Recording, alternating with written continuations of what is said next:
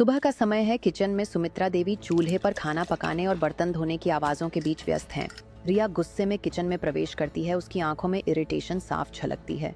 रिया गुस्से में कहती है, अरे सासू माँ, ये क्या कर रही हैं आप? रोज रोज सुबह सुबह घर सिर पर उठा लेती हैं, मुझे नींद खराब हो जाती है।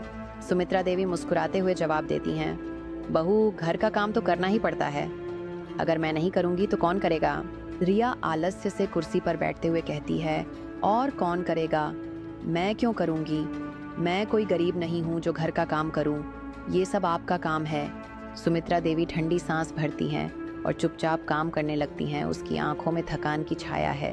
रिया अपने लंबे नाखूनों को निहारते हुए मोबाइल चला रही होती है। उसकी आंखों में अवसाद झलकता है। दोपहर का समय है। रिया वीडियो कॉल पर अपनी दोस्त नेहा से बात कर रही होती है। उसकी मुस्कान थोड़ी चुलबुली है। नेहा हंसते हुए कहती है, यार तू तो बड़ी भाग्यशाली है, तुझे कुछ करने की जरूरत नहीं, तेरी सास ही तेरा नौकरानी बनी हुई है। रिया अकड़कर, हाँ यार, मैंने शुरू से ही उसे समझा दिया कि मैं कोई नौकर नहीं हूँ, अगर उसे रहना है तो सारा काम उसे ही करना होगा।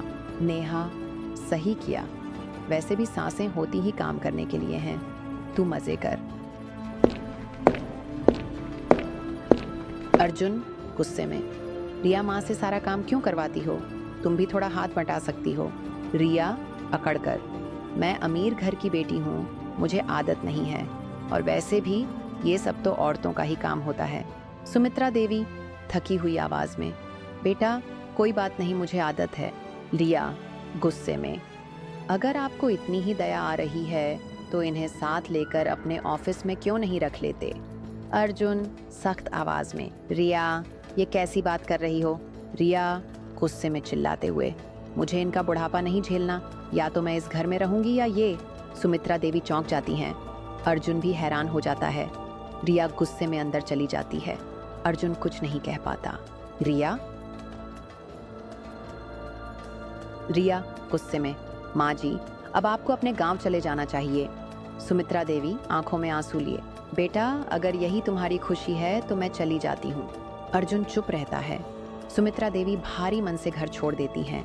रिया के चेहरे पर संतोष की झलक होती है। कुछ हफ्तों बाद घर बिखरने लगता है। नौकरानी भी काम छोड़कर चली जाती है। रिया को खुद घर का काम करना पड़ता है।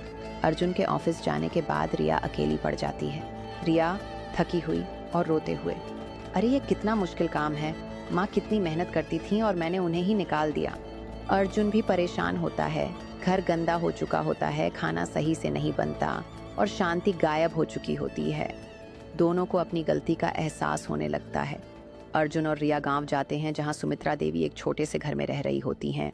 अर्जुन आंखों में आंसू लिए, माँ हमें माफ कर दो, हमने बहुत बड़ी गलती कर दी।